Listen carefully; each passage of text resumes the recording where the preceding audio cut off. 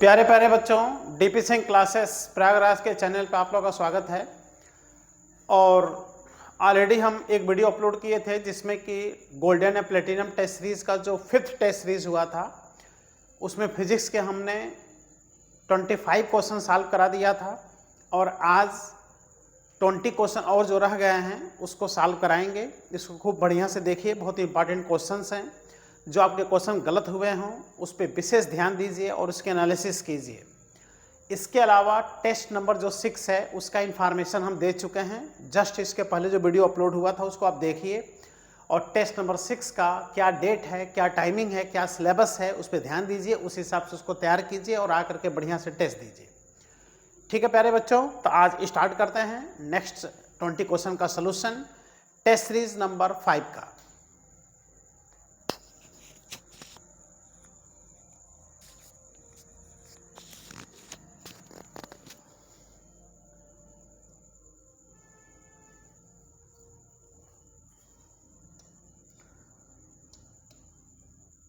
Question number 26 number question, क्योंकि already 25 questions का solution upload हो चुका है और यह है क्वेश्चन नंबर 26। एक बॉडी का देखिए बेटा मास दिया हुआ है और उसके बाद से बॉडी का स्पीड दिया हुआ है और मोमेंटम पूछ रहा है। तो बेटा मोमेंटम जो होता है ये होता है मास इनटू वेलोसिटी। तो दोनों का मल्टीप्लिकेशन कर देना है और जब दोनों का मल्टीप्लिकेशन करेंगे तो मास दिया है बेटा 3.51 और वेलोसिटी दिया है 5.00। ओके, अब जब इसका मल्टीप्लाई हम लोग करेंगे तो यूनिट में आएगा किलोग्राम मीटर पर सेकेंड और जब मल्टीप्लाई करेंगे तो आप देखिए सारे आंसर्स नियर अबाउट सब इक्वल है और सारे आंसर जब इक्वल दिख रहे हैं नियर अबाउट, है ना, तो ऐसे में इसका सुटेबल सिग्निफिकेंट नंबर तक आपको आंसर देना चाहिए। और सुटेबल सिग्निफिकेंट नंबर तक आंसर देने के लिए प्यारे बच्चों मल्टीप्लिकेशन का रूल आपको लगाना होगा। और मल्टीप्लिकेशन का रूल कहता है कि जितने कंपोनेंट आपस में मल्टीप्लाई कर रहे हैं उनका क्या कीजिए, लिस्ट सिग्निफिकेंट फिगर देखिए।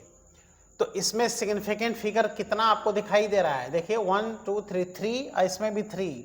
तो जिस ऑप्शन में 3 सिग्निफिकेंट फिगर है, जैसे इसमें देखिए 4 सिग्निफिकेंट फिगर है, इसमें कितना है बेटा 5 सिग्निफिकेंट फिगर है, इसमें भी 4 सिग्निफिकेंट फिगर है। यही एक ऑप्शन है जिसमें देख रहे हैं 3 सिग्निफिकेंट फिगर है, क्योंकि इस वाले में आपको 3 सिग्निफिकेंट फिगर नज़र आ रहा है, इसमें भी 3 सिग्निफिकेंट फिगर नज़र आ रहा है। तो फाइनल आंसर में भी बेटा 17.6 है ना, ये आंसर होगा। और इसमें 3 सिग्निफिकेंट फिगर आपको दिख रहा है। हम इसलिए मल्टीप्लाई नहीं किए क्योंकि मल्टीप्लाई करने की आवश्यकता ही नहीं है, क्योंकि आंसर में मल्टीप्लाई करके दिया हुआ है और आंसर दिख रहा है कि फाइनल आंसर में हमको 3 सिग्निफिकेंट फिगर तक आंसर देना है। तो है momentum, Newton's laws of motion का ही क्वेश्चन है, क्योंकि Newton's law motion total momentum पे बेस्ड है, मास इनटू वेलोसिटी। लेकिन सारे आंसर लगभग एक जैसे हैं, इसलिए सुटेबल सिग्निफिकेंट फिगर तक आंसर हमको देना है। इस हिसाब से इसका बी ऑप्शन सही है। आइए नेक्स्ट क्वेश्चन देखते हैं। क्वेश्चन नंबर 27 एकदम एनसीईआरटी का क्वेश्चन है बेटा। 2 billiard balls of equal mass 30 gram strike a rigid wall with same speed of 108 kilometre per hour. देख रहे हो, ये इसका स्पीड है और ये इसका मास है। और डिफरेंट एंगल्स पर if the ball get reflected with the same speed then the ratio of the magnitude of the impulses imparted a ball A and ball B by the wall along the x direction. तो 2 diagram बनाया है बेटा, ए और B diagram. आप इसमें पूछ क्या रहा है, इम्पल्स पूछ रहा है। और जब इम्पल्स पूछ रहा है तो बेटा इम्पल्स का कॉन्सेप्ट याद रखिए, सबसे इंपॉर्टेंट कॉन्सेप्ट होता है इम्पल्स का। और एनसीईआरटी में बेटा इम्पल्स के जबरदस्त क्वेश्चन दिया है, खूब दिया है इम्पल्स के क्वेश्चन। और असाइनमेंट में शुरू के जो 2 पेज हम लोग का है पूरा एनसीईआरटी का ही क्वेश्चन है, उसमें सारे क्वेश्चन हैं। तो आप यहाँ पर देख रहे हैं कि बॉडी जिस स्पीड से टकरा रहा है उसी स्पीड से बॉडी वापस हो रहा है, ऐसा क्वेश्चन में कह रहा है। तो यहाँ का जो इम्पल्स होगा वो होगा I1 और I1 जो होगा बेटा चेंज इन मोमेंटम, यानी 2mu का यहाँ पे चेंज इन मोमेंटम होगा। तो जो पहला कॉन्सेप्ट है, पहला जो डायग्राम है इसमें जो इम्पल्स है I1 डेल्टा P और ये हो जाएगा कितना 2mu। और खूब बताया गया है कि बेटा कि कोई बॉडी अगर वॉल पर जिस स्पीड से टकराता है उसी स्पीड से वापस होता है तो चेंज इन मोमेंटम जो होता है वह mu का डबल हो जाता है। लेकिन यहाँ पर आप देख रहे हो कि बेटा ये u स्पीड से 45 डिग्री पे टकरा रहा है, फिर u स्पीड से 45 डिग्री पे ही वापस हो रहा है, तो ऐसे में इसका हम क्या करेंगे, कंपोनेंट ले लेंगे। तो ये कंपोनेंट हो जाएगा बेटा mu, ये सब बताया जा चुका है पहले, ओके, mu cos 45 और वापस होने वाला बेटा कंपोनेंट होगा ये भी mu cos 45। अब आप देख सकते हो यहाँ पर, है ना, कि देखो mu cos 45 टकराना, mu cos 45 वापस होना, तो ऐसे में आप देख रहे हो कि ये भी डबल हो जाएगा। तो यहाँ का जो इम्पल्स होगा ये हो जाएगा बेटा चेंज इन मोमेंटम, और ये हो जाएगा कितना बेटा 2mu cos 45 डिग्री। अब दोनों इम्पल्स का रेशियो फाइंड करना है, तो यह आ जाएगा बेटा I1 अपान I2, है ना, 2mu अपान 2mu cos 45। यहाँ देखो 2mu से 2mu कैंसिल हो गया, cos 45 का वैल्यू 1 अपान √2 होता है, √2 न्यूमरेटर में चला गया तो आंसर आ गया √2:1। क्लियर? तो ये ऑप्शन मिल गया। तो इम्पल्स निकालने का बहुत ही अच्छा तरीका है। इम्पल्स के कई कॉन्सेप्ट हमने बताया था, कैसे ग्राफ से इम्पल्स आता है, वेरिएबल अगर फोर्स दे दे तो कैसे इम्पल्स आएगा, है ना, और चेंज इन मोमेंटम हो रहा हो तो कैसे इम्पल्स आएगा। तो impulse is equal to change in momentum of body, ये मन में रखिए तो बहुत ही आसानी से क्वेश्चन सॉल्व होगा। और आप एनसीईआरटी में देखिए तो लगभग सारे क्वेश्चन चेंज मोमेंटम पर ही दिए हैं, इम्पल्स के क्वेश्चन एनसीईआरटी में, और इजी है, डायरेक्ट एग्जाम में आता है। Next question, question number 28 number question में कह रहा है monkey of mass 50 kg, monkey का मास है 50 kg, climbs on A rope with stand the tension, यानी उस रोप में मैक्सिमम टेंशन 350 न्यूटन का हो सकता है।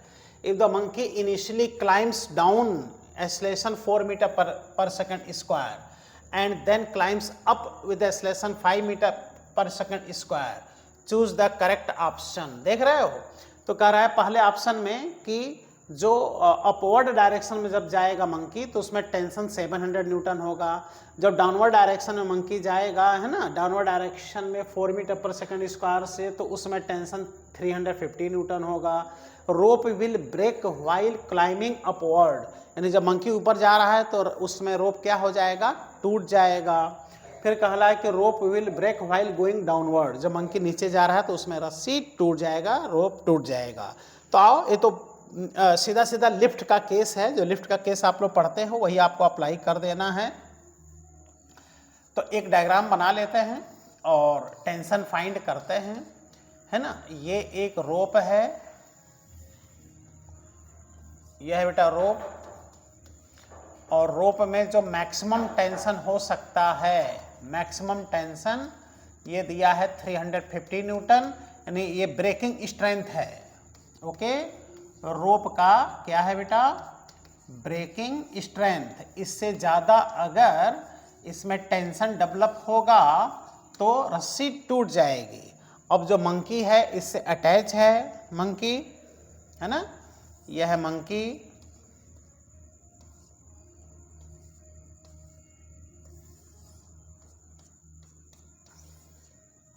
मंकी है ये, और मान लेते हैं मंकी है, मास है 50 kg,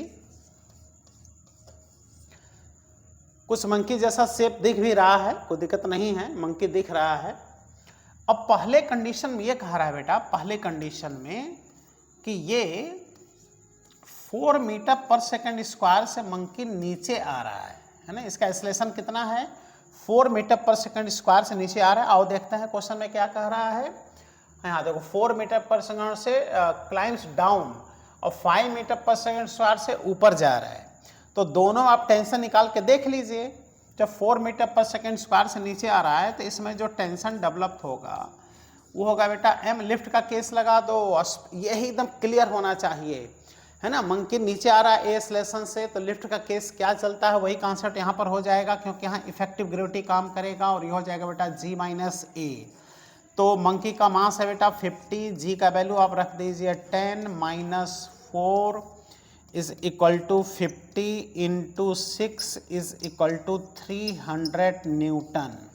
देख रहे हो, जब मंकी नीचे जा रहा है 4 metre per second square acceleration से, तो जो रोप में टेंशन डेवलप हो रहा है वो कितना डेवलप हो रहा है, 300 न्यूटन, और जो ब्रेकिंग स्ट्रेंथ है वो कितना है, 350 न्यूटन। इसका मतलब रस्सी नहीं टूटेगा इस कंडीशन में।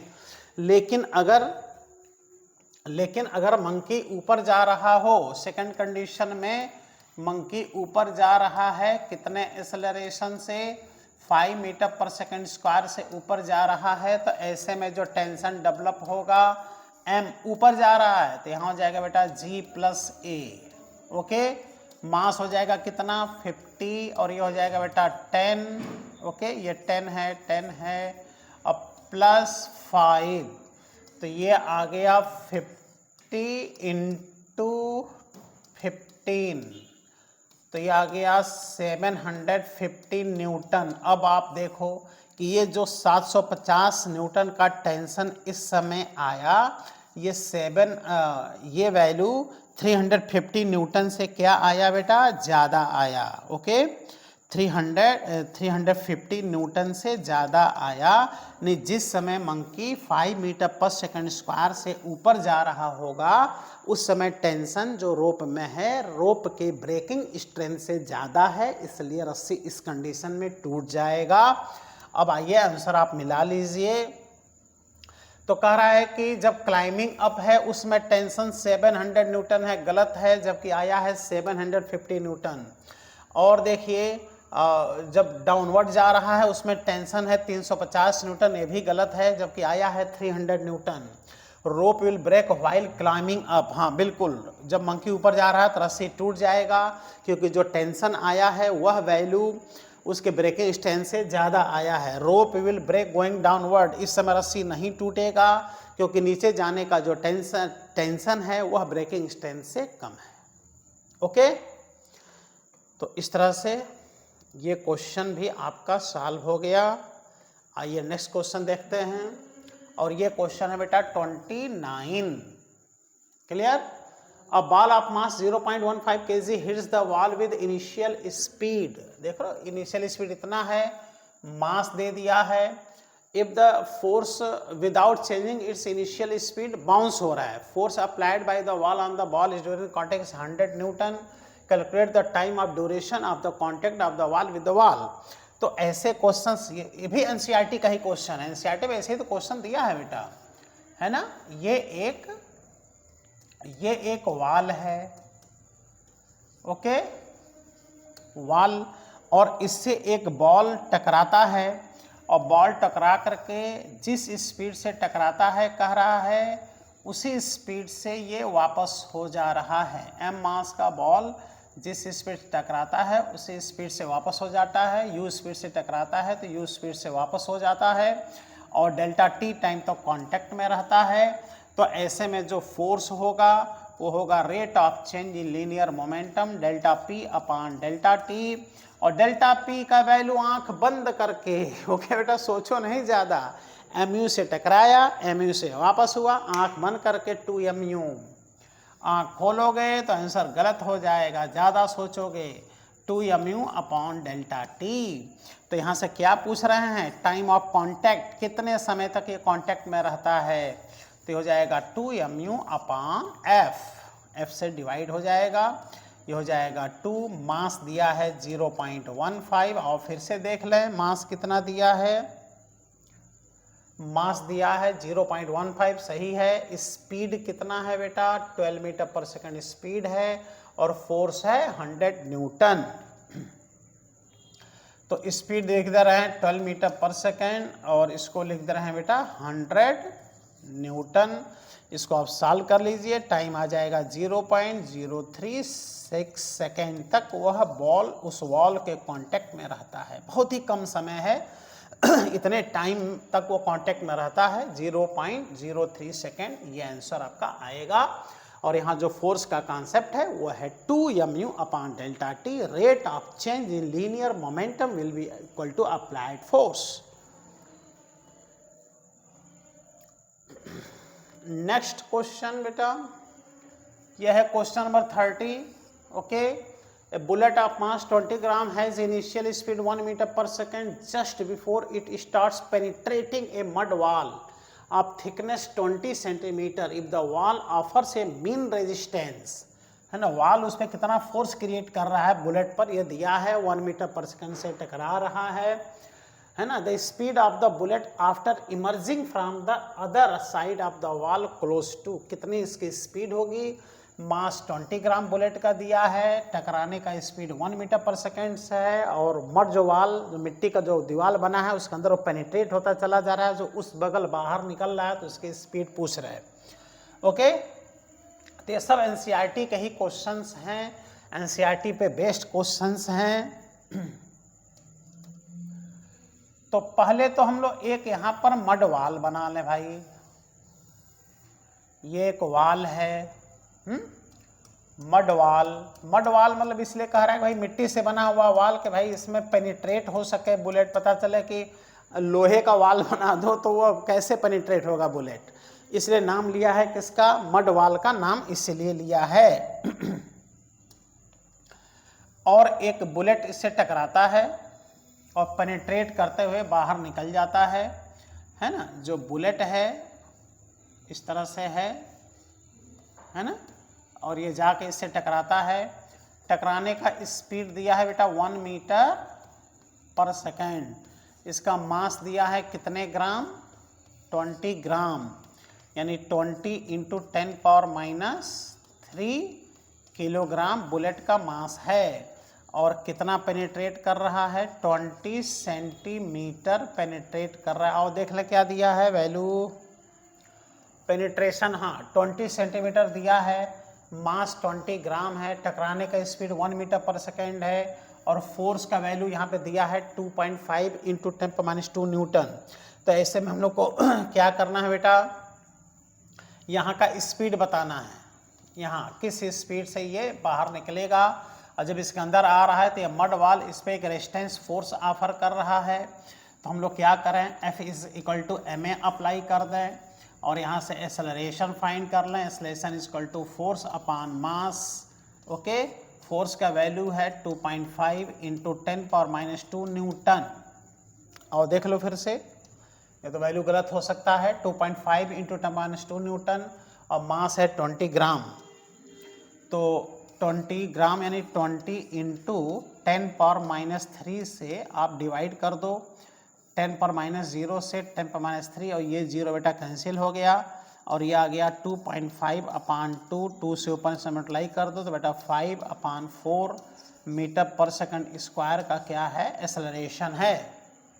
अब स्पीड निकालना है तो अब तुम यहाँ पे काइनेमेटिक इक्वेशन निकाल लो, क्योंकि ए का वैल्यू रिटार्डेशन आ गया। तो ए का वैल्यू निकालने के लिए, सारी स्पीड निकालने के लिए लगा दो v² = u² - 2as का कॉन्सेप्ट लगा दो। फाइनल स्पीड फाइंड करना है, u² यानी 1 का स्क्वायर माइनस 2, ए का वैल्यू आ गया 5/4 और एस का वैल्यू है 20 सेंटीमीटर यानी 20 × 10⁻² मीटर। तो यहाँ से बेटा आ गया v² = 1 का स्क्वायर बेटा 1 आ गया, और यहाँ से देखो तो ये कट करके 50 × 10⁻² आ गया।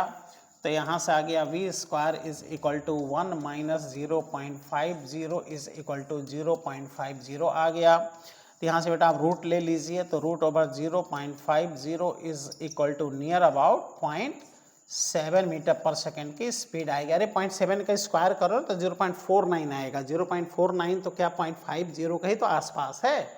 ओके, तो इस हिसाब से जो आंसर आ रहा है देखिए 0.7 मीटर पर सेकेंड ये आंसर आएगा जो यहाँ पर ऑलरेडी दिया है। तो ये सब क्वेश्चंस एग्जाम में आते हैं, इजी क्वेश्चन हैं। ऐसे क्वेश्चंस की प्रैक्टिस ज़बरदस्त आपको होनी चाहिए, एकदम इजी क्वेश्चन ये सब माने जाते हैं। और यही सब क्वेश्चन बेटा एनसीईआरटी में दिया है, सिंपल क्वेश्चन एकदम, कोई दिक्कत नहीं है। ए का वैल्यू फाइंड कर लेना है, फिर काइनेमेटिक इक्वेशन अप्लाई करके स्पीड फाइंड कर लेना है। Okay, next question assertion reason है। 31 नंबर क्वेश्चन इज एसेसर रीजन। कह रहा है कि एक बॉडी को 45 डिग्री पे प्रोजेक्ट किया, दूसरे बॉडी को 135 डिग्री पे प्रोजेक्ट किया। कह रहा है इनका रेंज जो होगा सेम होगा लेकिन साइन अपोजिट होगा। और रीजन जो दिया है ये रेंज का फॉर्मूला एकदम सही है। रेंज का फॉर्मूला क्या है? करेक्ट है। ओके, तो आइए अब देखते हैं डायग्राम बना करके इसका। कह रहा है कि बॉडी को 45 डिग्री पे चलो भाई प्रोजेक्ट किया, एक्स एक्सिस और वाई एक्सिस। जब बॉडी को आप 45 डिग्री पे प्रोजेक्ट करोगे ऐसे 45 डिग्री पर, तो ये इसका रेंज बनेगा कितने डिग्री पे बेटा? 45 डिग्री पर ये इसका रेंज बनेगा। लेकिन अब कह रहा है कि बॉडी को 135 डिग्री पे प्रोजेक्ट कीजिए, है ना।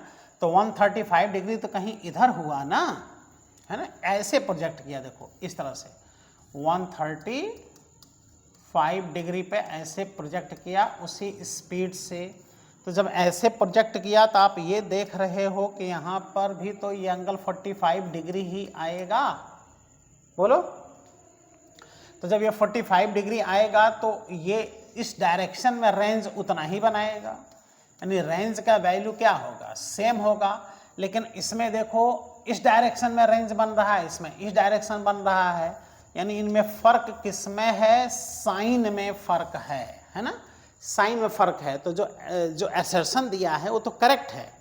45 डिग्री पर रेंज बराबर दिया है, 135 डिग्री पर रेंज इक्वल दिया है, लेकिन साइन उनका ऐसे क्या होगा? जस्ट अपोजिट होगा।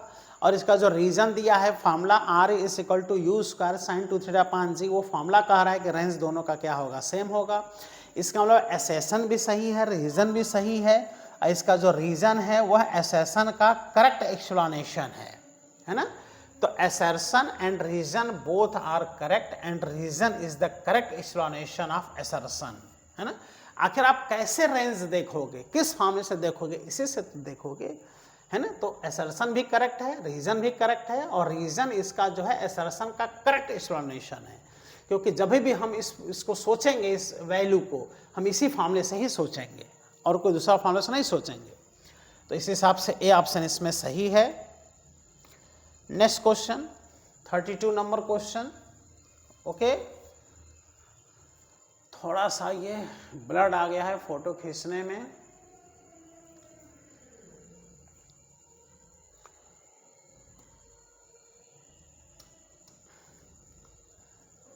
The maximum height of projectile is always 25%। ये लिखा है 25% ऑफ द मैक्सिमम रेंज।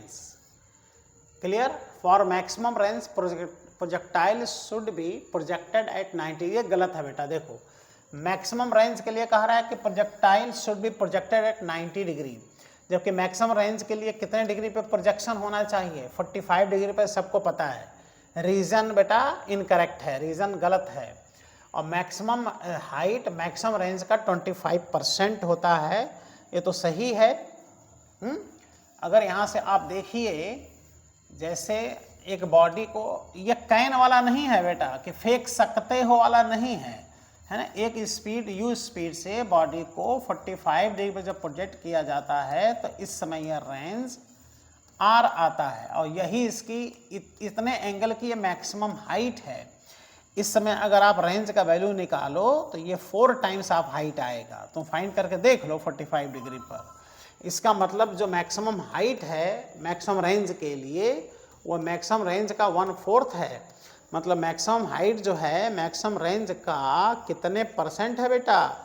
25% है। असर्शन एकदम करेक्ट है, लेकिन रीजन इसका बेटा इनकरेक्ट है। असर्शन करेक्ट है बट रीजन इनकरेक्ट है, क्योंकि कह रहा है कि मैक्सिमम रेंज के लिए बॉडी को 90 पे प्रोजेक्ट करना पड़ेगा, जबकि कितने प्रोजेक्ट किया जाता है? 45 पे। तो assertion reason both are correct, यहाँ तो गलत हो गया। Both assertion reason are correct, ये भी गलत हो गया। Assertion is correct but reason is incorrect, एकदम सही। यहाँ कह रहा है assertion is incorrect but reason is correct, है ना। तो दिख रहा है आंसर, देखो सी ऑप्शन दिख रहा है। ओके, क्लियर हो रहा है बेटा? तो क्लियर अगर हो रहा है, महसूस हो रहा है कि नहीं सब बेनिफिशियल वीडियोस बन रही हैं, तो आपकी रिस्पॉन्सिबिलिटी बनता है कि वीडियो को लाइक कर दीजिए, तुरंत अपने दोस्तों मित्रों में इसको शेयर कर दीजिए, जिससे कि जिनके पास ये वीडियो पहुंचे उनके लिए बहुत ही बेनिफिशियल रहे और सबको इसका बेनिफिट मिले, और जो बच्चे टेस्ट दे रहे हैं उनको तो विशेष रूप से बेनिफिट मिले।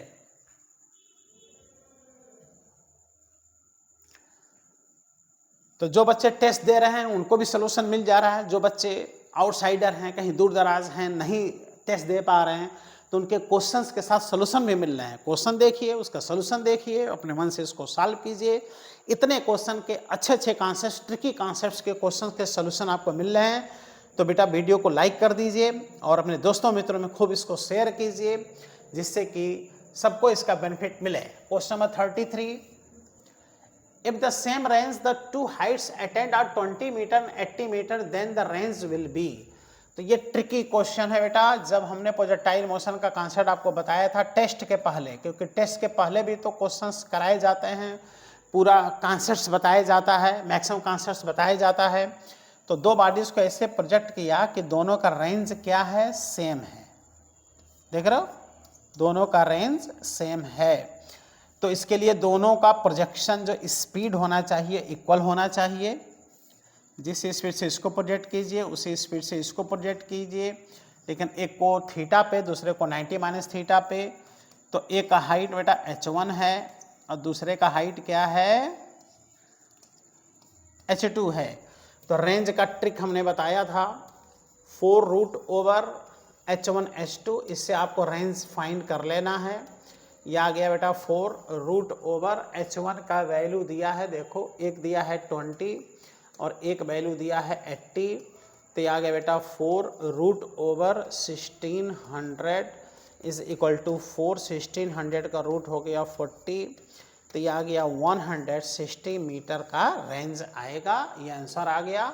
ट्रिकी क्वेश्चन है, ये खुद में एक क्वेश्चन है। r equal to 4 root over h1 h2, इससे आप क्वेश्चन सॉल्व कर सकते हैं। अगर ये ट्रिक नहीं याद है तो बेटा लेंदी क्वेश्चन है ये, है ना। तो पूरे नोट्स में भी ये कॉन्सेप्ट मिलेगा। और जब ये टेस्ट हुआ था उसके पहले 2-4 दिन पहले हमने प्रोजेक्टाइल मोशन का कॉन्सेप्ट पूरा यूट्यूब पे पढ़ाया था, जिसमें कि ये फार्मूला भी हमने बताया था। तो जिन बच्चों के फार्मूला नहीं पता है, इस फार्मूले पर आप ध्यान दीजिए। ये खुद में एक क्वेश्चन है, ये सब ऐसे ट्रिक्स हैं, ऐसे फार्मूले हैं, बस एक बार आपके सामने से गुजर गया तो आप इसको हमेशा, आपका ये बेटा ये तैयार रहेगा, कभी भूलेगा नहीं। Question number 34,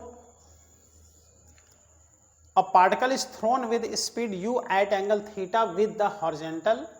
When the particle makes an angle phi with the horizontal, its speed changes to v। तो v का वैल्यू बताना है।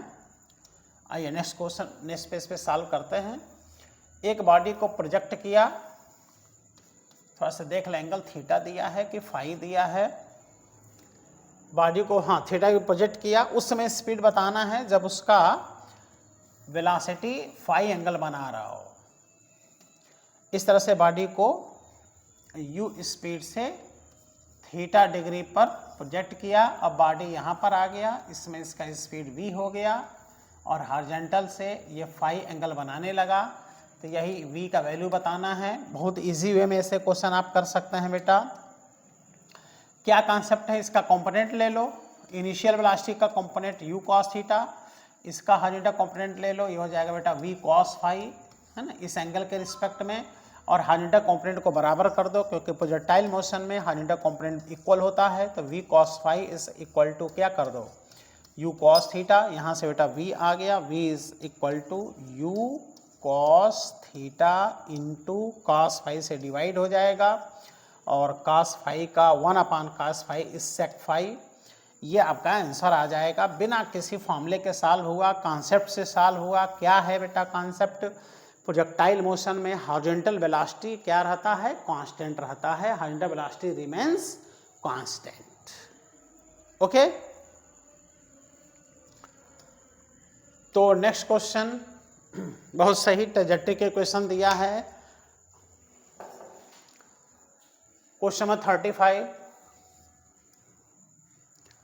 35 नंबर क्वेश्चन में देखो कितना अच्छा ट्रेजेक्टरी के इक्वेशन दिया है और प्रोजेक्शन एंगल पूछ रहा है। तो ट्रेजेक्टरी के इक्वेशन से कंपैरिजन कर लो, y इज इक्वल टू यह है x, x tan theta minus g x square upon 2u² cos square theta से इसका कंपेरिजन कर लीजिए। तो यहाँ देखिए x का कोफिशिएंट √3 दिख रहा है, तो यहाँ x का कोफिशिएंट टेन थीटा दिख रहा है। तो कंपेरिजन करने से हम लोग को दिखाई दे रहा है कि टेन थीटा का वैल्यू आ गया बेटा √3, और ऐसा होता है कितने डिग्री पर, टेन 60 डिग्री पर। इसका मतलब बॉडी का जो प्रोजेक्शन एंगल है वो कितने डिग्री है बेटा, 60 डिग्री बॉडी का प्रोजेक्शन एंगल है, 60 डिग्री। इसी से कंपैरिजन कर लेना है। इसके लिए ये बेटा ट्रेजेक्ट्री का इक्वेशन आपको क्लियर याद रहना चाहिए, न एक सूत्र इधर न एक सूत्र उधर। y = x tan theta minus g x square upon 2u² cos square theta.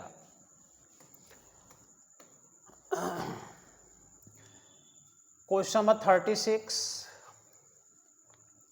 A body is projected at angle 30 degree. Body को 30 डिग्री पे प्रोजेक्ट किया with horizontal with momentum p। अच्छा, इनिशियल मोमेंटम p से at highest point the magnitude of the momentum, है ना। तो 30 पे body को प्रोजेक्ट किया तो बहुत इजी है भाई। जब इनिशियल मोमेंटम दे दिया तो हाईएस्ट पॉइंट पे तो मोमेंटम हम लोग निकाल ही लेंगे, क्योंकि यह एक्स एक्सिस वाई एक्सिस, यह है ओरिजिन। बॉडी को इसे प्रोजेक्ट किया, इनिशियल मोमेंटम कितना है p, यानी इनिशियल मोमेंटम होगा मास इनटू वेलोसिटी। और कितने डिग्री पे प्रोजेक्ट किया, 30 डिग्री पर। और बात करता है बेटा हाईएस्ट पॉइंट पर, मास m ही रहेगा। और हाईएस्ट पॉइंट पे सबको पता है कि भाई स्पीड इसका कितना हो जाएगा, u cos थीटा।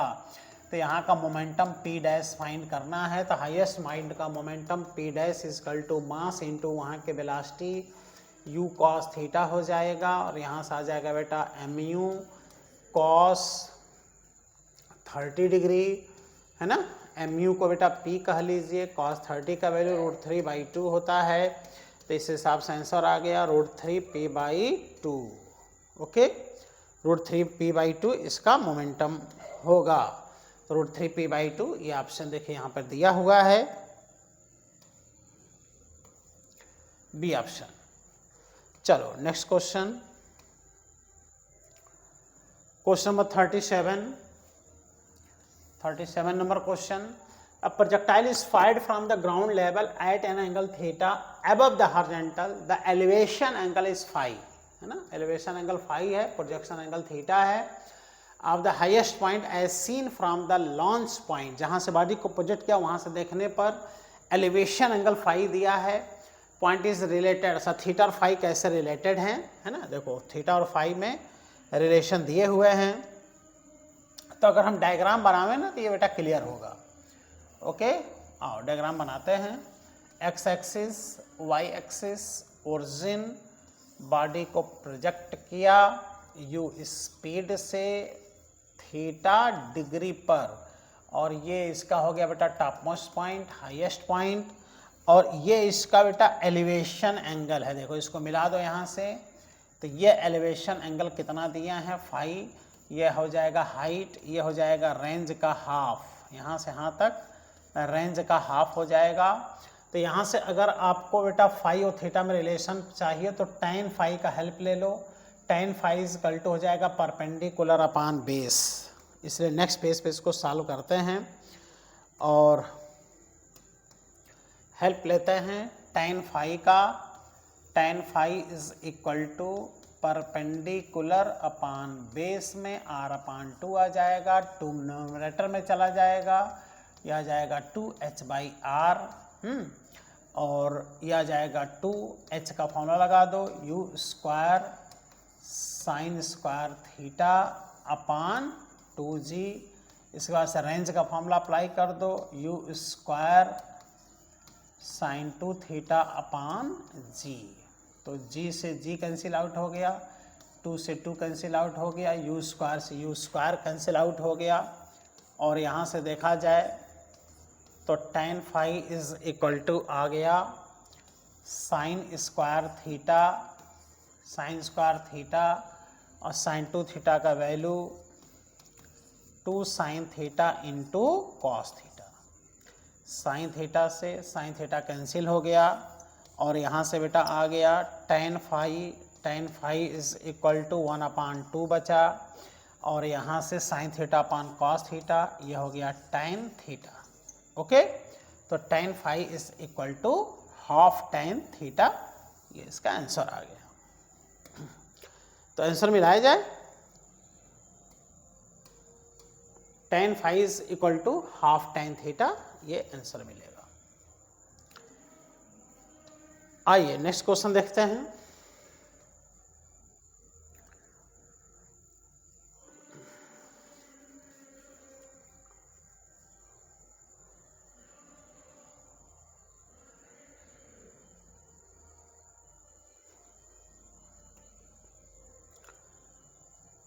यह है 38 number question. A block of mass 5 kg is resting on a frictionless plane, है ना। मास कितना दिया है, 5 kg का मास दिया है। If is stuck by a jet releasing water at the rate of 3 kilogram पर सेकेंड, यानी उससे जो वाटर टकरा रहा है उसका जो रेट है delta M by delta t, यह है बेटा 3 किलोग्राम मीटर पर सेकेंड। तो उस ब्लॉक में कितना एक्सेलरेशन क्रिएट होगा, तो क्या कर लो, फोर्स फाइंड कर लो और फोर्स में लगा दो rate of change in momentum delta P upon delta T, और ये हो जाएगा बेटा V delta M upon delta T. कई बार इस फॉर्मूले को बता चुके हैं। अब v का वैल्यू दिया हुआ है यहाँ पर 4 मीटर पर सेकेंड, तो 4 रख दो, delta M by delta T का वैल्यू 3 दिया है, तो 12 न्यूटन का फोर्स लगेगा। अब acceleration is equal to force upon mass apply कर दो, फोर्स आ गया 12 और मास है बेटा कितना, 5 kg का मास है, तो 5 से डिवाइड कर दो। तो ये आ जाएगा 2.4 मीटर पर सेकेंड स्क्वायर का एक्सेलरेशन, 2.4 मीटर पर सेकेंड स्क्वायर का एक्सेलरेशन आ जाएगा। तो ये बहुत इंपॉर्टेंट कॉन्सेप्ट है, इस पे और भी क्वेश्चंस टेस्ट में दिए गए थे। V delta M by delta T से जब भी वाटर किसी ब्लॉक पर टकराता है तो V delta M by delta T से ही आपको फोर्स क्या करना चाहिए, फाइंड करना चाहिए।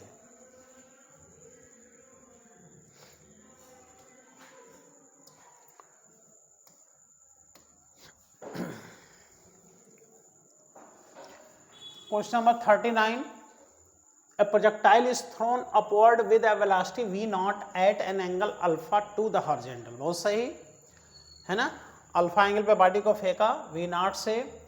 the change in velocity of the projectile when it strikes the same horizontal plane। और कितना अच्छा कॉन्सेप्ट है, देख रहे हो, चेंज वेलोसिटी देख के डायरेक्शन भी पूछ रहा है ना, किस डायरेक्शन में चेंज वेलोसिटी होगा। v naught से फेंका है अल्फा एंगल पर। आइए डायग्राम बना के इसको बताते हैं।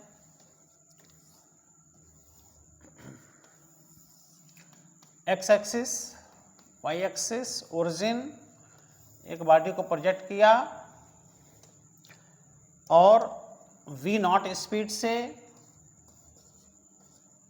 अल्फा एंगल पर।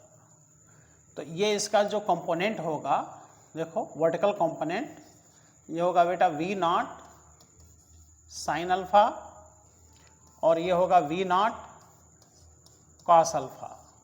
जब ये टकराएगा तो बेटा v नॉट से ही टकराएगा, है ना, जिस स्पीड से फेंकोगे उसी स्पीड से आके टकराएगा।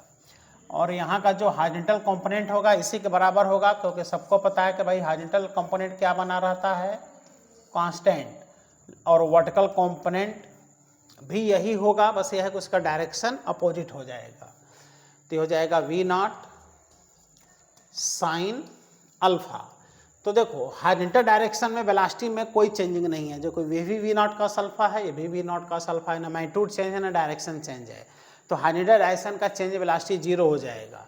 लेकिन वर्टिकल डायरेक्शन में देखें तो v नॉट साइन अल्फा और v नॉट साइन अल्फा ये अपोजिट हो गए, तो जब अपोजिट होंगे तो दोनों जुड़ जाएंगे, तो 2v not sine alpha answer आएगा। 2v नॉट साइन अल्फा यहाँ भी दिया है, यहाँ भी दिया है, देख रहे हो। अब वर्टिकली डाउनवर्ड होगा कि वर्टिकली अपवर्ड होगा, इसके लिए थोड़ा सा डायरेक्शन का हेल्प ले लीजिए। तो इस डायरेक्शन को अगर हम जे कैप मान लें तो ये डायरेक्शन क्या माइनस जे कैप नहीं हो जाएगा, बोलो। अब तुम निकाल लो change in velocity delta v is equal to final, final हो जाएगा डायरेक्शन माइनस जे, तो minus v naught sine alpha j cap minus v naught sine alpha j cap. तो आप देखिए यहाँ पे चेंज इन वेलोसिटी जो आ गया ये दोनों सम हो गए। अब minus two V naught sine alpha और जे कैप आया, तो यहाँ से जो चेंज वेलोसिटी का मैग्नीट्यूड आया वो आ गया बेटा 2v0 साइन अल्फा। चलो आंसर हो गया, बट डायरेक्शन भी तो आपको दिख रहा है। आखिर डायरेक्शन में प्लस आ रहा है कि माइनस जे आ रहा है? माइनस जे आ रहा है। माइनस जे क्या है? डाउनवर्ड, यानी कौन सा डायरेक्शन? Downward direction. तो कुछ स्टूडेंट जो हैं इस पे सॉल्व किए होंगे, 2v0 साइन अल्फा पे टिक लगाए होंगे, लेकिन उनका डायरेक्शन गलत हो गया होगा। तो यही तो सीखने का पॉइंट है। कैसे हम सीखें? जब डायरेक्शन पूछ रहा है तो आप डायरेक्शन के साथ माइनस करके देख लो, खुद ही वह आंसर अपना डायरेक्शन के साथ बताएगा, मैग्नीट्यूड के साथ बताएगा। ओके बेटा, तो इसका आंसर है 2v0 sine alpha vertically downward. Okay, B option. और वही ऑप्शन देखो यहाँ भी दिया है। कुछ लोग इस पर टिक लगा दिए होंगे, कुछ लोग जीरो पर टिक लगाए होंगे। तो इतने छोटे क्वेश्चन हैं, बट गलत कहाँ पर होता है यही आपको एनालिसिस करना है। डायरेक्शन आपके गलत हुआ है तो इसको सीखिए, कैसे डायरेक्शन गलत हो गया, कैसे गलत अब आगे नहीं होगा। थोड़े थोड़े प्रयास से बेटा आप सीखते हो, है ना। जो स्टूडेंट रेगुलर क्वेश्चन सॉल्व करता रहता है, रेगुलर क्लास करता है, सिंसियर रहता है, कहाँ मिस्टेक हो रहा है उस पर ध्यान देता है, हमेशा क्वेश्चन सॉल्व करते रहता है, तो पता नहीं चलता है, लेकिन धीरे धीरे उसका ऐसा तैयार होता है कि अंत में वो फट से सिलेक्ट हो जाता है। और जो सिंसियर नहीं रहेगा उसको फिर टाइम लग जाएगा, हमेशा पीछे होता चला जाएगा।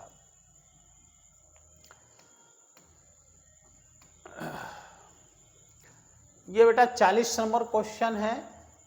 2 stones having different masses M1 M2 projected with angle alpha and 90 minus alpha with same speed। बहुत सही।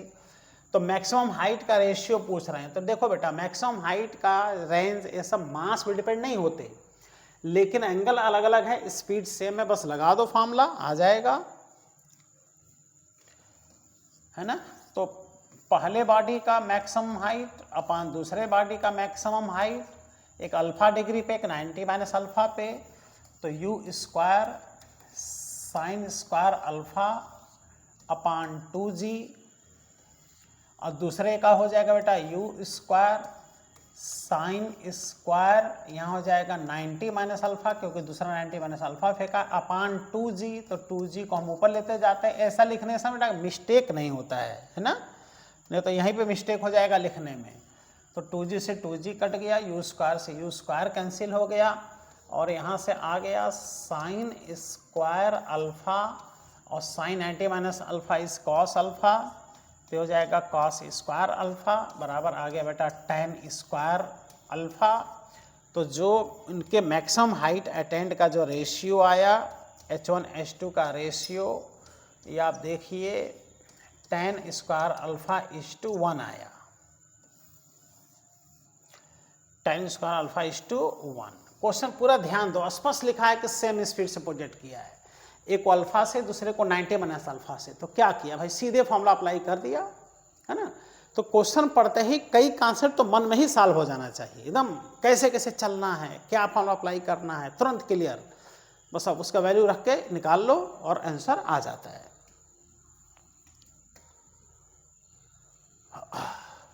41 नंबर क्वेश्चन है। A jet aeroplane is flying at a constant height 2 kilometre with a speed of 360 km per hour above the ground towards a target and release a bomb. After how much time it will hit that target, and what will be the horizontal distance of the aeroplane from the target so that the bomb should hit the target? तो height दिया है बेटा 2 kilometre, speed दिया है 360 kilometre per hour, है ना। तो ये सब तो इम्पॉर्टेंट क्वेश्चंस में आते हैं, easy questions and important question, है ना। इजी है, कोई दिक्कत नहीं होगा। ऐसे क्वेश्चंस को एग्जाम में आते भी हैं, है ना। ग्राउंड है और एरोप्लेन फ्लाई कर रहा है, एरोप्लेन, यहाँ एरोप्लेन बना ले रहे हैं, ये एरोप्लेन है और एरोप्लेन का स्पीड दिया हुआ है, क्लियर, एरोप्लेन, और ये हाइट दिया है 2 किलोमीटर, एरोप्लेन का स्पीड दिया हुआ है 360 इंटू 5/18 कर दो ना, मीटर पर सेकंड में कन्वर्ट हो जाएगा, 100 मीटर पर सेकेंड। और यहाँ पर ये ए पॉइंट है, बी पॉइंट है, बी पॉइंट इज टारगेट, ये टारगेट है, ओके। यहाँ से एक बम रिलीज किया, है ना, बम यहाँ से रिलीज किया, तो बम बेटा सीधे नीचे नहीं आएगा क्योंकि इसको मूविंग सिस्टम से रिलीज किए हो, तो ये एरोप्लेन के वेलोसिटी को गेन कर लेगा और एरोप्लेन के वेलोसिटी से आगे आकर के अब पैराबोलिक पाथ बनाते हुए टारगेट पे टकराएगा। तो यही पूछ रहा है कितना डिस्टेंस पहले बम को रिलीज किया गया है, कितना टाइम लगेगा, ये सब आप फाइंड कर सकते हो वेरी इजी वे में। तो time is equal to constant हम बताए हैं √2h/g, टाइम इससे आ जाएगा, यह आ जाएगा बेटा √2h का वैल्यू 2 किलोमीटर यानी 1000 से मल्टीप्लाई कर दो, मीटर में बदल लो, और g का वैल्यू बेटा 10 कर दो, तो आ गया √ आप देखो 400 यानी 20 सेकेंड, 20 सेकेंड का समय लगेगा।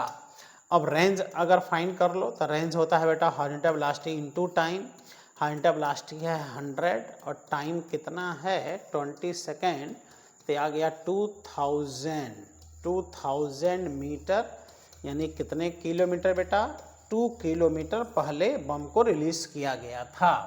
तो आंसर होगा 20 second and 2 kilometre, 20 second and 2 kilometre, है ना। तो ऐसे कॉन्सेप्ट को आपको समझना पड़ेगा कि एच हाइट ऊपर जा बढ़ करके बॉडी का हॉरिजॉन्टल प्रोजेक्शन, ये आपको समझना पड़ेगा, ये बहुत इंपॉर्टेंट होता है। एनसीईआरटी में भी ऐसे क्वेश्चंस दिए हैं हॉरिजॉन्टल प्रोजेक्शन का और इजी होता है, लेकिन मैक्सिमम स्टूडेंट ये टाइम ही नहीं निकाल पाता।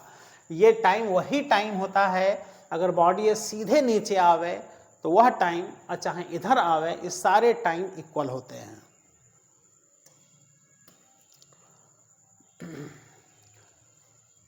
42 नंबर क्वेश्चन, ये क्वेश्चन थोड़ा लेंदी क्वेश्चन है, अगर आंसर नहीं याद है ना, तो ये लेंदी क्वेश्चन है। 2 particle are simultaneously projected in opposite direction horizontally from a given point in a space where gravity g is uniform. If u1 u2 be their initial speeds, then the time t after which the velocities are mutually perpendicular, कितने time बाद से दोनों perpendicular हो जाएंगे। तो आइए इसको solve करते हैं। ये h हाइट है बेटा, h हाइट, ये ग्राउंड है और यहाँ से दो बॉडीज को जस्ट अपोजिट डायरेक्शन में प्रोजेक्ट किया, फर्स्ट और सेकंड को अपोजिट डायरेक्शन में, तो ये बॉडी इधर आया, ये बॉडी इधर आया, इसको प्रोजेक्ट किया u1 से, इसको प्रोजेक्ट किया बेटा u2 से। शुरू में इनका प्रोजेक्शन का एंगल है देखो 180 डिग्री, तो कह रहा है कितने समय के बाद से ये दोनों परपेंडिकुलर हो जाएंगे, है ना। तो ये मान लो यहाँ पर आ गया, इसका स्पीड हो गया v1, u1 से चेंज होके v1 हो गया, और इसका स्पीड यहाँ पर हो गया बेटा v2, u2 से चेंज होके ये v2 हो गया। तो वही पूछ रहा है कि ये परपेंडिकुलर हो जा रहे हैं आपस में, देखो इनको मिला लो, तो ये दोनों कितने डिग्री पर हो गए 90 डिग्री पर। तो इसका कितना समय लगेगा पूछ रहा है। तो ये दोनों 90 डिग्री पर हैं, तो 90 डिग्री की प्रॉपर्टी अब लगा दो बेटा। जब दोनों 90 पर हैं तो उतने समय बाद जो वेलोसिटीज होगा, इनका जो डॉट प्रोडक्ट होगा, ये कितना होगा 0, क्योंकि ये दोनों कितने डिग्री पर हैं 90 डिग्री पर। जब दो वेक्टर 90 डिग्री पर होते हैं तो सबको पता है कि उनका जो डॉट प्रोडक्ट होता है वो क्या होता है 0 होता है। क्लियर? तो अब लगाते जाओ फटाफट इसका value. v equal to U plus 80 से वेक्टर फॉर्म में लिखो तो ये हो जाएगा बेटा u1 प्लस जी टी, 80 का स्थान पे GT वेक्टर फॉर्म में, dot product V2 is equal to U2 plus GT is equal to 0। अब लगा दो डॉट प्रोडक्ट तो U1 और U2 का डॉट प्रोडक्ट हो जाएगा बेटा U1 डॉट U2, इसके साथ dot product U1 dot GT, इसके साथ dot product U2 dot GT, इसके साथ dot product G dot G बेटा G स्क्वायर हो जाएगा इंटू टी स्क्वायर बराबर 0। अच्छा जरा इसको देखो U1 और G और U2 और G, थोड़ा ध्यान से देखो। यह है U1 और G का वैल्यू किधर होगा नीचे, तो U1 G के साथ कितने डिग्री पर है 90, U2 G के साथ कितने डिग्री पर है 90। तो ऐसे में आप देख रहे हैं कि ये टर्म 90 डिग्री पर है तो ये 0 हो जाएगा, ये भी 0 हो जाएगा, क्योंकि दो वेक्टर 90 डिग्री पर होते हैं तो डॉट प्रोडक्ट 0 होता है। तो यहाँ से आप देख सकते हो बेटा U1 डॉट U2 ये प्लस 0 क्योंकि 90 पर हैं बराबर minus G square T square. Clear? और नेक्स्ट पेज पर सॉरी चलो यहीं से लिख लेते हैं। तो यहाँ से बच गया U1 dot U2 is equal to minus G square T square. अब लगा दो यहाँ पर बेटा आप डॉट प्रोडक्ट अप्लाई कर लो, डॉट प्रोडक्ट अप्लाई कर लो इनका। तो U1 डॉट U2 का वैल्यू हो जाएगा बेटा U1 into U2 into dot product में cos थीटा आता है, और U1 और U2 के बीच एंगल कितना है यहाँ से दिख रहा है। U1 और U2 के बीच एंगल देखो, U1 इधर है U2 इधर है, तो ये दोनों 180 डिग्री पर है। तो 180 डिग्री यहाँ लिख दो, है ना। 180 degree is equal to minus G square T square. तो यहाँ से आ गया बेटा U1 U2 का 180 का वैल्यू -1 बराबर minus G square T square, minus minus cancel हो गया, T स्क्वायर बराबर आ गया U1 U2 upon G।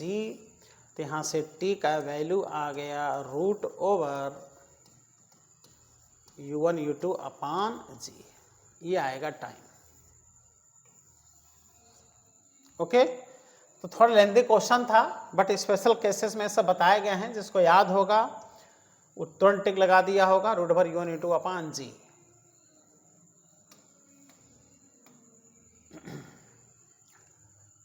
(43) number question, a particle is projected from the ground at angle theta with the horizontal with initial speed u, time after which the velocity vector is perpendicular to the initial velocity। ये भी बेटा इसी type का question है, 90 degree पर करना है, लेकिन ये आंसर में थोड़ा मिस्टेक है। देख रहे हो ये u अपान जी ब्रैकेट में करके साइन थीटा है, नहीं ये u अपान जी साइन थीटा है। ठीक, ये देखो u अपान जी कॉस थीटा है, इस तरह से, मतलब जी साइन थीटा न्यूमरेटर इस तरह से है ना, जी के साथ है साइन थीटा, ये कॉस थीटा जी के साथ है, ये ब्रैकेट नहीं रहना चाहिए, थोड़ा मिस्टेक हो गया इसमें। इसलिए इस क्वेश्चन का जब कॉपी चेक हुआ है तो 5वें टेस्ट का, तो ये बोनस में दिया गया है। ओके आओ सॉल्व कर लेते हैं।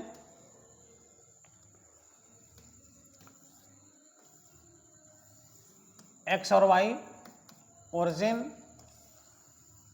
बॉडी को थीटा डिग्री पे प्रोजेक्ट किया यू स्पीड से, तो करेक्ट कितने समय बाद उनका वेलोसिटी वेक्टर इनिशियल वेलोसिटी से परपेंडिकुलर हो जाएगा। तो मान लो ये वेलोसिटी v है ना, तो ये देखो इनिशियल वेलोसिटी से क्या हो गया परपेंडिकुलर 90 डिग्री पर।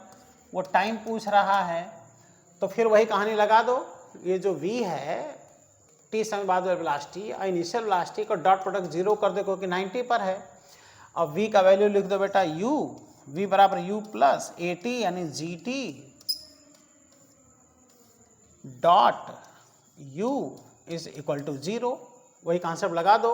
अब लगा दो यहाँ u डॉट u हो जाएगा u स्क्वायर, फिर हो जाएगा plus g dot u into T बराबर 0। ये आ गया बेटा u square is equal to minus g dot u into T, ये आ गया u square G minus G dot U मतलब g into U into cos theta. और थीटा क्या है, g और u के बीच एंगल है। देखो ये u है और यहाँ का g नीचे है, ये 90 डिग्री है, तो u और g के बीच एंगल 90 प्लस थीटा है। तो यहाँ से हो जाएगा बेटा 90 प्लस थीटा इंटू टी, तो आ गया u स्क्वायर बराबर माइनस जी इंटू यू, और कास 90 प्लस थीटा बेटा माइनस साइन थीटा होता है, माइनस तो ये मिलकर हो जाएगा प्लस इंटू टी। तो एक u से एक u कट गया है ना, तो वो टाइम आ गया u अपॉन जी साइन थीटा। डॉट प्रोडक्ट क्या कर देना था, 0 कर देना था। तो इतने टाइम पर दोनों परपेंडिकुलर होंगे, तो ये आंसर यह है u अपॉन जी साइन थीटा। ब्रैकेट नहीं होना चाहिए, इसलिए इसको बोनस में दिया गया है सबको। थोड़ा सा मिस्टेक है क्वेश्चन लिखने में। ये बेटा 44 नंबर क्वेश्चन, दो स्टेटमेंट है।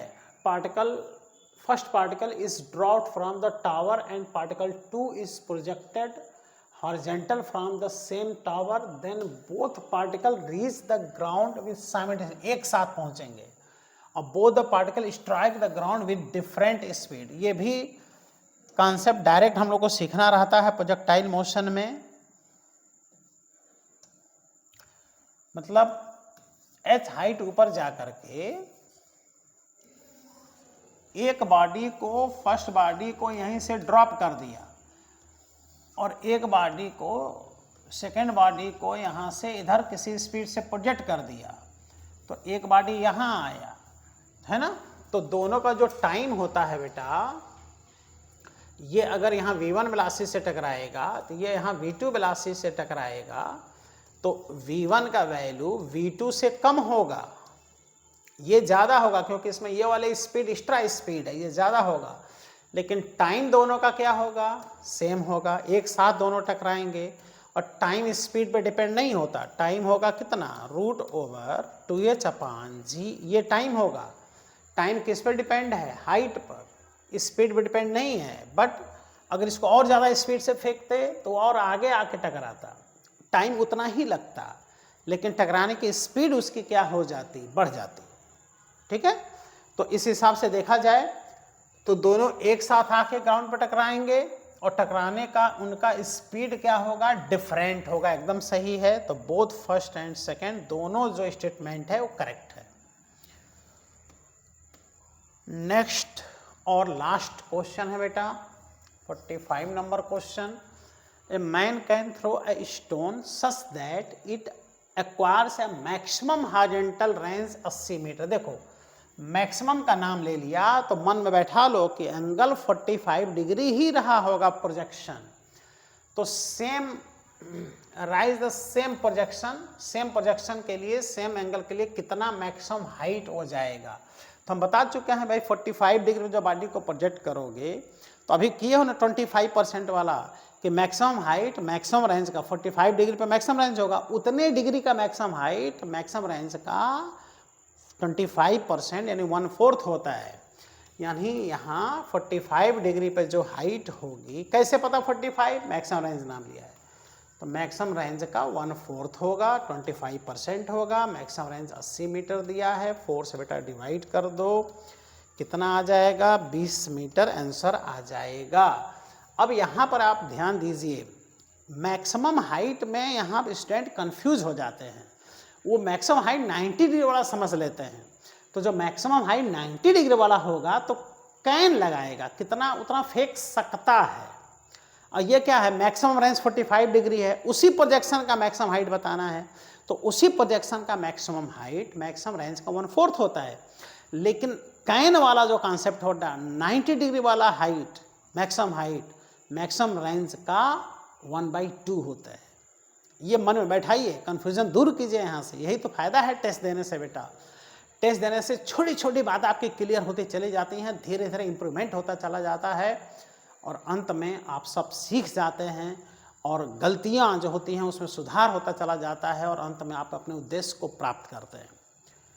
ठीक प्यारे बच्चों, तो इस तरह से देखा जाए तो हमने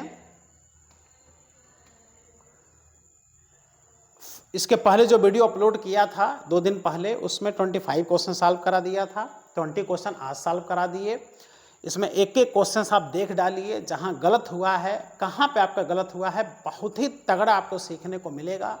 और अगले टेस्ट के लिए अब आप प्रिपेयर हो रहिए, जिसमें कि अगला जो टेस्ट है उसका सिलेबस, डेट, टाइमिंग पूरा अनाउंस हो चुका है, उसका वीडियो हमने अपलोड कर चुका है, तो वो देखिए और सिलेबस को आप तैयार कीजिए।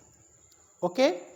थोड़ा सा आज वीडियो बनाते समय थोड़ा बाहर से साउंड भी आया है लाउड स्पीकर का, क्योंकि इस समय नवरात्रि चल रहा है, जगह जगह सब पूजा पाठ हो रहा है, तो बल्कि अच्छा ही है। बाहर से जो साउंड आ रहा है नवरात्रि का साउंड है, लाउड स्पीकर का, कोई दिक्कत नहीं है। हल्का फुल्का आवाज़ आया होगा, उसे कोई विशेष दिक्कत नहीं है। तो प्यारे बच्चों, खूब मेहनत से पढ़ाई करते रहिए, मन में टेंशन न रखिए और ईमानदारी से टेस्ट दीजिए और धीरे धीरे आप सीखते जाएंगे और अंत में अपने उद्देश्य को प्राप्त करेंगे। तो बाय बाय प्यारे बच्चों, जय हिंद।